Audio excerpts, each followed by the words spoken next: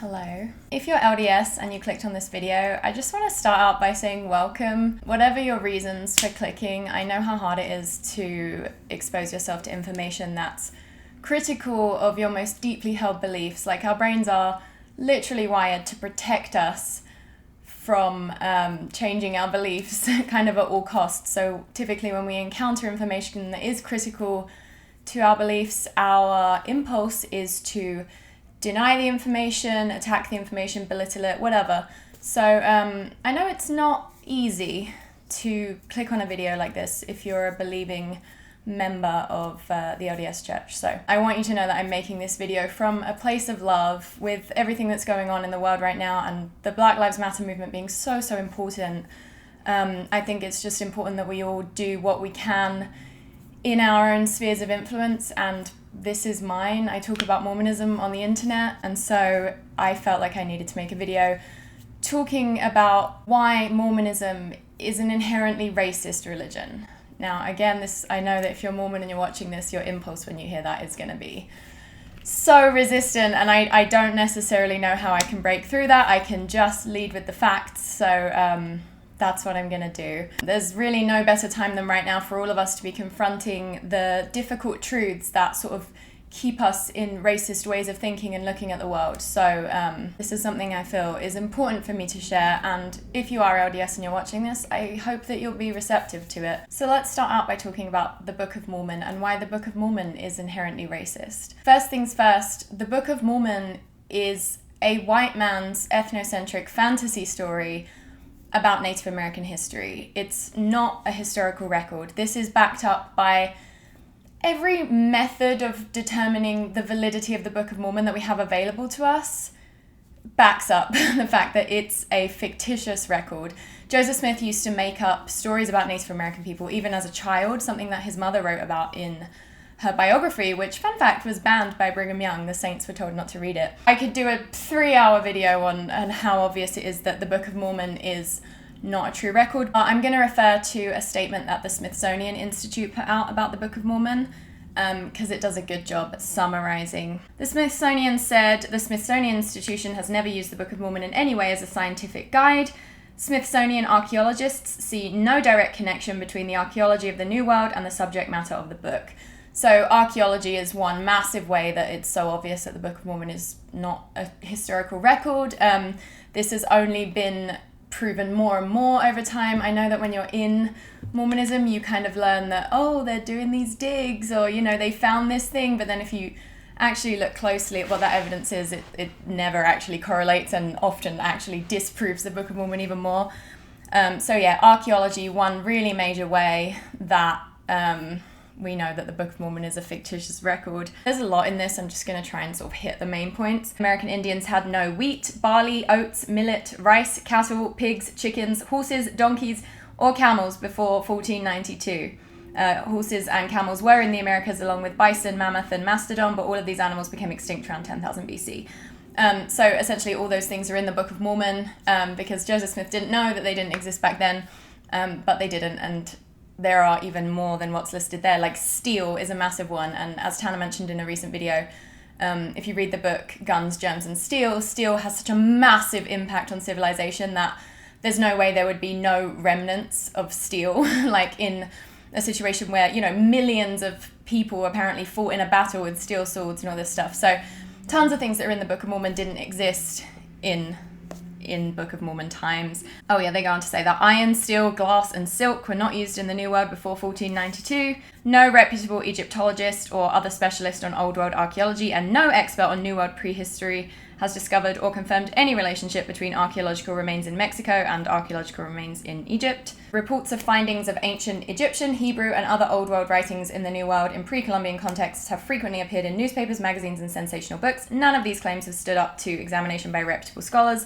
To summarize what the Smithsonian had to say about all this, they said, "The Book of Mormon is a religious document and not a scientific guide. The Smithsonian Institution has never used it in archaeological research, and any information that you have received to the contrary is incorrect." So again, this is a massive thing that we could go into so much, but I don't want it to take up the bulk of the video. Long story short, the Book of Mormon is a work of fiction. DNA science that I think has been, since the Smithsonian statement came out, has only further proved that. There's no reputable like historians, archaeologists, anyone who's not LDS who's saying that the Book of Mormon is a historical record. It's just not. If you want to expose yourself to more information about that, I recommend checking out the CES letter. It does a pretty good job making a lot of the issues very digestible.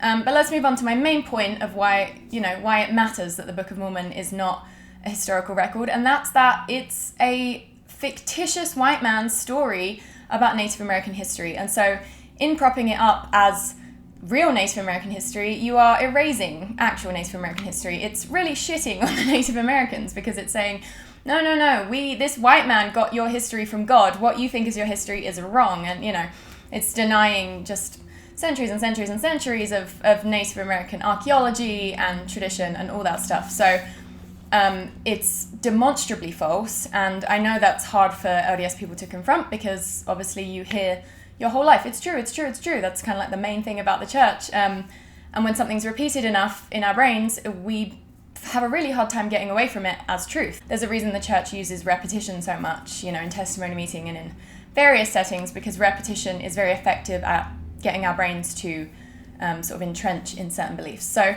the Book of Mormon's not true. It's fiction. It's not a real record of Native American people. And so in that sense, it is racist because it is claiming, again, that this white man knows Native American history better than Native American people themselves, and then also all the experts. So there's that. Next, the Book of Mormon is just blatantly racist. Like in the Book of Mormon, this group of wicked people were cursed by God with a skin of blackness to make them undesirable to white people. And I know the church has tried to get away from that, and they've changed the language in the Book of Mormon, which is really questionable because, it's supposed to be this inspired work of scripture, and the words appeared on a seer stone to Joseph Smith, which is, the church's new narrative about what happened after they were forced to acknowledge that, the seer stone thing, and the fact that the gold plates were never used, the gold plates that didn't exist. So it just seems like if words were coming up on a seer stone, why couldn't it be right? Why wouldn't you call the Native Americans instead of American Indians in the preface to the book? The Book of Mormon is just overtly anti-black, and this mirrors the beliefs of people at that time, of Joseph Smith, of early church leaders, not even early church leaders, we'll get onto that, to believe that this skin of blackness was just symbolic. I mean, first of all, shit symbolism from God to parallel it perfectly with racism. I'm sure you could come up with a different symbol if you needed to. But then also, it's just not. It wasn't symbolic. It was definitely real to early church members who were taught, as we'll move on to, who were taught incredibly racist things from church leaders, not just as, through the lens of this is my opinion as a church leader, but they were taught as thus saith the Lord doctrine. This was stuff that was taught for a century and a half, with church leaders saying, this comes directly from God, there's nothing we can do about this, this is from the word of the mouth of God himself. So yeah, let's get on to that. As you know, black people were denied the priesthood until 1978, when certain conditions forced the church to let black people have the priesthood. That's kind of a whole other story involving them having their tax exempt status threatened and people refusing to play BYU at football because they were racist. But yeah, black people weren't allowed to have the priesthood until 1978, which meant that black families were taught they couldn't be together forever. They weren't allowed to be sealed to each other, weren't allowed to attend priesthood meeting, weren't allowed to bless their families. It was taught that it was sin and always would be a sin for black and white members to marry each other. I've got a few quotes just to back this up if any of you need convincing. So Brigham Young said in the Journal of Discourses, "Shall I tell you the law of God in regards to the African race? If the white man who belongs to the chosen seed mixes his blood with the seed of Cain, the penalty under the law of God is death on the spot. This will always be so." Joseph Smith, first president of the church, said, "Had I anything to do with the Negro, I would confine them by strict law to their own species and put them on a national equalization." That's in History of the Church, Volume 5. In History of the Church, Volume 1, he said, "Having learned with extreme regret that an article entitled Free People of Colour in the last number of the Star has been misunderstood, we feel in duty bound to state in this extra that our intention was not only to stop free people of colour from emigrating to this state, but to prevent them from being admitted as members of the church." Lovely. John Taylor, third president of the church, said, And after the flood, we are told that the curse that has been pronounced upon Cain was continued through Ham's wife, as he had married a wife of that seed. And why did it pass through the flood? Because it was necessary that the devil should have a representation upon the earth as well as God. This was in the Journal of Discourses, which was, considered like, you don't doubt the Journal of Discourses back then, right? It was taught in the Journal of Discourses, and not just in the Journal of Discourses, that the reason that black people exist was so that Satan has representation on the earth. You can't overstate how racist the church was, and this is why, again, it's just so naive to think that the Book of Mormon was somehow everything racist in the Book of Mormon didn't actually mean that. It meant something different that wasn't racist, even though it sounds exactly like racism and exactly like the type of racism that every president of the church taught for like 150 years. So Wilfred Woodruff, fourth president of the church, said, "And if any man mingle his seed with the seed of Cain, the only way he could get rid of it or have salvation would be to come forward and have his head cut off and spill his blood upon the ground. It would also take the life of his children." It's charming, it's lovely, delightful. Elder Orson Hyde, in a speech he gave to the High Priest Quorum in Nauvoo, said, "Those spirits in heaven that rather lent an influence to the devil, thinking he had a little the best right to govern, but did not take a very active part anyway, were required to come into the world and take bodies in the accursed lineage of Canaan, and hence the Negro or African race. Now therefore all those who are halting concerning who has the right to govern had better look at the fate of their brethren that have gone before them, and take warning in time, lest they learn obedience by the things which they suffer." Joseph Fielding Smith said, "Not only was Cain called upon to suffer, but because of his wickedness he became the father of an inferior race, a curse placed upon him, and that curse has been continued through his lineage, and must do so while time endures. Millions of souls have come into this world cursed with a black skin and have been denied the privilege of the priesthood and the fullness of the blessings of the gospel. These are the descendants of Cain. Moreover, they have been made to feel their inferiority and have been separated from the rest of mankind from the beginning." In the beginning, everyone was black, but we can't go there right now. "We will also hope that blessings may eventually be given to our Negro brethren, for they are our brethren, children of God, notwithstanding their black covering emblematical of eternal darkness." That's in a book called The Way to Perfection. Doctrines of Salvation says, "There is a reason why one man is born black and with other disadvantages, while another is born white with great advantages. The reason is that we once had an estate before we came here, and were obedient, more or less, to the laws that were given us there. Those who were faithful in all things there received greater blessings here, and those who were not faithful received less." So, endless racist quotes. I could go on. I'll just read one more from Bruce R. McConkie, because this was as recent as 1966. This is in Mormon Doctrine. Doctrines in the title, so make of that what you will. "Negroes in this life are denied the priesthood. Under no circumstances can they hold this delegation of authority from the Almighty." Then there's a scripture reference from Abraham. "The gospel message of salvation is not carried affirmatively to them. Negroes are not equal with other races where the receipt of certain spiritual blessings are concerned, particularly the priesthood and the temple blessings that flow therefrom. But this inequality is not of man's origin." It's unfortunate that he said that, because now the church's whole thing is like, no, it was just imperfect men following the trends of their time. Well, Mormon doctrine right here. "It is the Lord's doing. It is based on his eternal laws of justice and grows out of the lack of spiritual valiance of those concerned in their first estate." I don't know, what more proof people could really need that the LDS Church has been historically racist. And let's kind of talk a little bit about what that means for present day members, because obviously today they wouldn't dare say anything like that, right? Black people have the priesthood now, they preach this equality, love, peace, love, whatever. But number one, just as a side note, most high up Mormon leaders are Republicans in the US. I think that's pretty well known. There's also been inside stuff that's come out, been leaked of the Quorum of the 12 talking, and it's pretty clear that most of them are Republicans. And I will say that Republican philosophies and policies perpetuate economic racism, which kills millions of black people every year, but that's a whole other video. This is such a big topic. So obviously the church doesn't teach such overtly racist things now, and they kind of gone the other direction with what they say verbally and what they print. But the church has never formally apologized for any of that stuff. They've never fully confronted it. Instead, what they've done is they've quietly released apologetics, such as the Blacks and the Priesthood essay that they released in it was 7 years ago now. And even in doing that, they're only sort of doing the apologetics for extremely whitewashed versions of what happened. So they're not even like owning up to the full extent of it and then giving the apologetics. They're just owning up to sort of like the bare minimum they can get away with owning up to sort of placate members who are like, oh, I'm very concerned with the church's history of racism taught as doctrine. They just kind of gloss over it. They avoid confronting it fully. And in doing this, they don't follow their own rules for repentance, because repentance involves confessing what you've done wrong and apologizing to those you have wronged. And as a result of this, there are still so many Mormon members, especially older members, who believe in racist theories about the priesthood ban, or just about black people generally, and about the scriptures. I had an experience a few years ago where this older Mormon lady, this was back when I was still Mormon, was talking about how the black people couldn't have the priesthood because, well, she went to Africa in the whatever year it was, and they were still running around like savages, and God knew that black people weren't ready for it, and it was just also racist, right?